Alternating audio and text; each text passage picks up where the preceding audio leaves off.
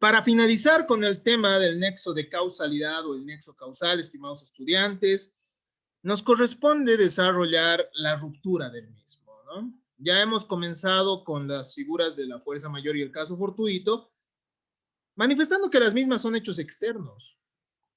Y esto es sumamente importante comprenderlo. El caso fortuito y la fuerza mayor se dan cuando el origen del daño no es imputable físicamente al presunto responsable, tampoco lo es a un tercero y menos a la víctima. Ocurre, como dicen algunos, por un hecho de nadie, por azar, por un hecho de la naturaleza. Veamos cuáles son las tendencias sobre esto, ¿no? Cuando la fuerza mayor y el caso fortuito se dan como causa única del daño, no se presentan mayores problemas. Corresponde al perjudicado cargar con las consecuencias del hecho dañoso. Hay dos posiciones, sin embargo, ¿no? Sobre lo que, dos posiciones encontradas que se han ido dando en la jurisprudencia y en la doctrina. La primera tesis menciona la dualidad de los conceptos. Unos manifiestan que la fuerza mayor es un hecho no natural, mientras que el caso fortuito es un acontecimiento natural. Otros consideran que la fuerza mayor es un hecho imprevisible y el caso fortuito un acontecimiento irresistible. Hay otra tendencia, por el contrario, que sostiene que son términos sinónimos. Es decir, ustedes van a encontrar otros ordenamientos jurídicos en que no se distingue el caso fortuito de la fuerza mayor. Pero como hemos visto, los tribunales bolivianos han manifestado que la fuerza mayor se trata de ciertos sucesos que han sido producidos por el hombre, ¿no? Ciertos sucesos imprevisibles, mientras que el caso fortuito se trata de sucesos de la naturaleza. El Tribunal Supremo de Bolivia ha asumido una postura dualista, entonces. ¿Cuáles son las características del caso fortuito extracontractual? El hecho, estimados estudiantes, tiene que ser extraordinario. Es decir, no cualquier suceso de la naturaleza puede ser considerado un caso fortuito. El hecho tiene que ser extraordinario. Es decir, no tiene que constituir un riesgo típico de la actividad o cosa generadora del daño. Si es que fuera un riesgo típico, entonces el responsable va a ser la persona que está a cargo de esa actividad riesgosa. En segundo lugar, el hecho tiene que ser notorio o público y de magnitud. Tiene que tener un carácter de violencia excepcional hasta alcanzar la pública notoriedad. Lo extraordinario, en el caso fortuito, no es algo fuera de lo común para un sujeto cualquiera, sino fuera de lo común. Tiene que ser para todo el mundo, tiene que ser un suceso extraordinario para todo el mundo. No es un suceso de carácter subjetivo. Esto significa que no hay casos fortuitos privados. La intimidad no se concilia con la noción jurídica del caso fortuito. Entonces, estimados estudiantes, el hecho debe ser imprevisible e irresistible. Esas son las dos características. Imprevisibilidad. La imprevisibilidad implica que uno no puede prever el suceso, no puede normalmente suponerse que va a suceder. Se trata de un suceso que no es frecuente, que no se ha presentado anteriormente en forma regular. Si un fenómeno se repite, sucede frecuentemente, entonces es común y se puede tener el fenómeno como previsible, como de fácil repetición. Entonces, en ese caso, no hay caso fortuito. Si un fenómeno se presenta por primera vez o no es probable que suceda, o no es probable que se presente, entonces va a ser un fenómeno imprevisible. El caso fortuito, además, tiene que ser irresistible. Supone que el presunto causante no hubiera tenido la oportunidad de actuar de otra manera. Tendría que tratarse, la adopción de otro curso de acción tiene que ser imposible, ¿no? No tiene que ser posible que alguien pueda haber evitado ese daño. No debe referirse a la persona en especial, tiene que referirse a un término genérico, es decir, cualquier persona tendría que ser imposible para cualquier persona resistir este suceso.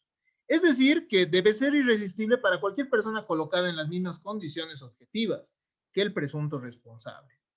Para liberarse de la obligación de indemnizar, el fenómeno tiene que ser irresistible. para toda persona, no en concreto para quien se pretende responsabilizar.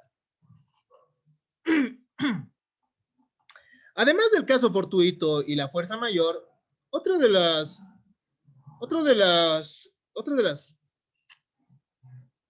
motivos, digámoslo así, por los cuales existiría una ruptura del nexo causal es el hecho determinante de un tercero.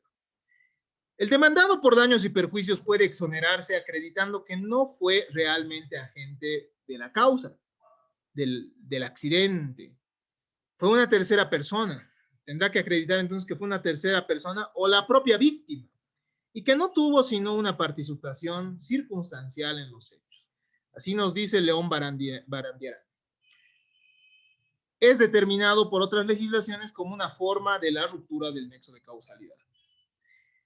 Y además es una consecuencia lógica de la responsabilidad, ¿no? Si uno demuestra que en realidad ha sido otra persona la causante del suceso, entonces ya no tendrá que ser responsable. Esa es una forma de romper el nexo de causalidad. Esta situación es bastante similar a las antes examinadas, del caso fortuito y de la fuerza mayor. Tanto el caso fortuito como el hecho determinante de un tercero tienen importancia como conceptos autónomos dentro de la responsabilidad objetiva. La diferencia entre el caso fortuito y la fuerza mayor con esta figura que es la de la responsabilidad de un tercero es que el caso fortuito y la fuerza mayor son anónimos, ¿no? No hay una persona específica a quien se pueda atribuir que ha sido causante. Pero en el hecho de un tercero y el hecho de la víctima se imponen como consecuencia, se imponen como una fuerza mayor, se impone como fuerza mayor otro autor, ¿no? Hay un autor específico. Es este carácter de hecho de autor que da lugar a que el hecho determinante de un tercero no cancele la responsabilidad extracontractual. No es que se hace inaplicable entonces la responsabilidad ante un determinado daño, sino simplemente se desplaza la responsabilidad del presunto causante al verdadero causante. Entonces, más precisamente, la ruptura del nexo causal implica que un presunto autor no es autor y que más bien otro es el verdadero autor. Entonces, estimados estudiantes, en la responsabilidad de un tercero, no estamos diciendo que no hay responsabilidad y ya, o sea, que la víctima tiene que asumir los riesgos, como en la fuerza mayor, digo, los daños, como en la fuerza mayor, el caso fortuito, no. Se está diciendo que la persona a quien se pretende atribuir el daño no ha sido la causante y que ha sido otra. Entonces, esa otra persona es la que tendría que ser la responsable del daño. Entre las características del hecho de un tercero se encuentra el carácter extraordinario, que está constituido por tratarse de una causa extraña al sujeto que pretende liberarse con esa defensa. Tiene que ser extraordinario, ¿no? Nosotros tenemos algunos ejemplos de inexistencia de carácter extraordinario. Imaginemos que un omnibus tiene un accidente en la carretera, viajando de noche. Se sale de la pista y atropella a un ciclista que circulaba por la berma lateral. Al hacerse las investigaciones, se comprueba que el chofer del camión había sido cegado por las luces extremadamente potentes de un vehículo que venía en la dirección contraria. La empresa no podría, en este caso, estimados estudiantes, exonerarse de la responsabilidad objetiva aduciendo que la ceguera fue un hecho determinante de un tercero. ¿Por qué? Porque aquí hay un riesgo mismo de la actividad. El riesgo de ser cegado por las luces contrarias es propio de manejar en carretera. Constituye un riesgo típico del transporte terrestre. Por consiguiente, la intervención del tercero no reviste, en este caso, de ese carácter extraordinario, ¿no? Tiene que tratarse de algo totalmente ajeno a la actividad misma. A eso se refiere que sea extraordinario, ¿no? Otro ejemplo es el siguiente. Por los aires de una estación de gasolina pasa un cable de una empresa de electricidad. Un día se rompe el cable eléctrico y las chispas ocasionan un incendio del grifo que explota, causando serios daños en las propiedades vecinas. El propietario de la estación de gasolina no puede eximirse en este caso aduciendo que el incendio ha sido causa de la empresa de electricidad. ¿Por qué? Ese propietario debe responder por el daño porque una estación de gasolina es un bien riesgoso por sí mismo.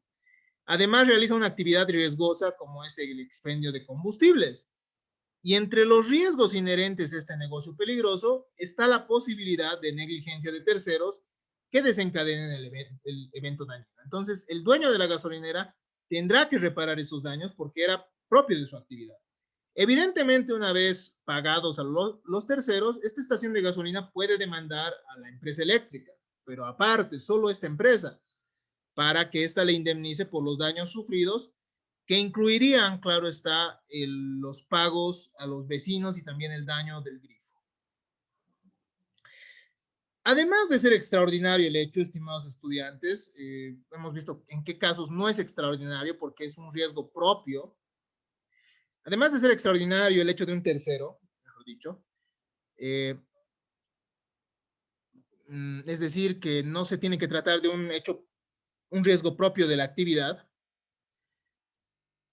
El hecho de un tercero tiene que ser imprevisible e inevitable, ¿no? Por otra parte, el hecho de un tercero, para que tenga efecto exoneratorio, tiene que revestir las características de imprevisibilidad e irresistibilidad que nosotros ya hemos estudiado hace un instante.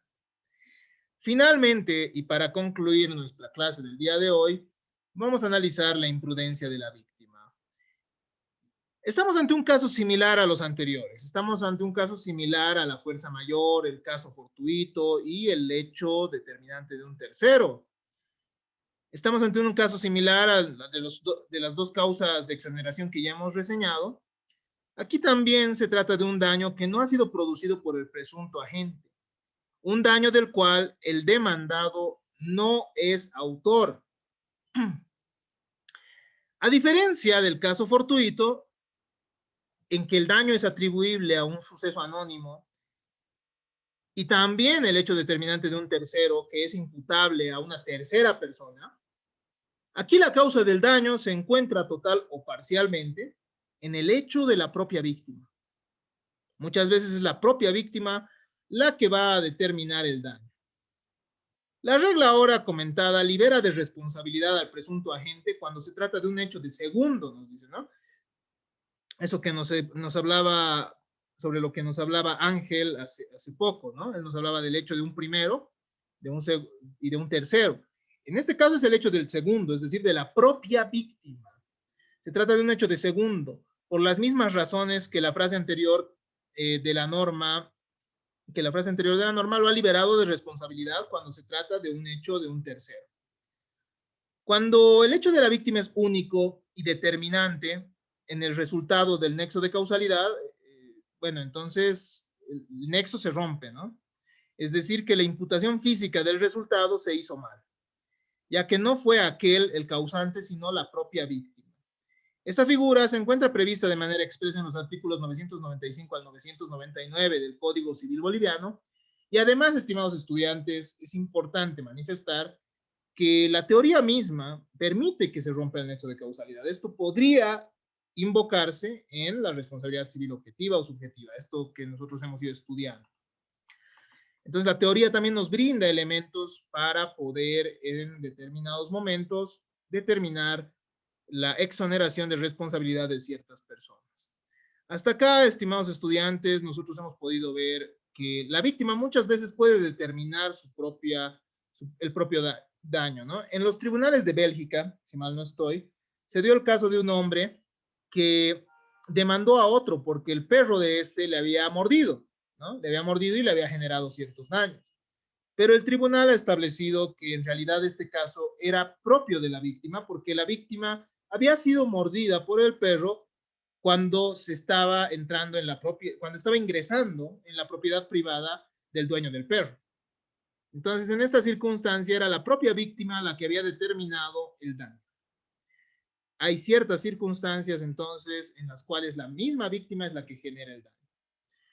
De esta manera, estimados estudiantes, hemos podido terminar con el tema del nexo causal, que como se habrán dado cuenta es sumamente importante para determinar a quién se atribuye la responsabilidad en primer lugar y en segundo lugar, hasta qué punto podemos atribuir la responsabilidad de alguien. Muchas gracias por su atención. Si es que tienen alguna duda o algún comentario, los mismos son bienvenidos, tal cual ustedes saben. También pueden acudir a nuestro foro de consultas. Muchísimas gracias a todos ustedes por su atención Ya en la siguiente clase nos corresponderá realizar el estudio de los factores de atribución. Muchas Doctor, gracias.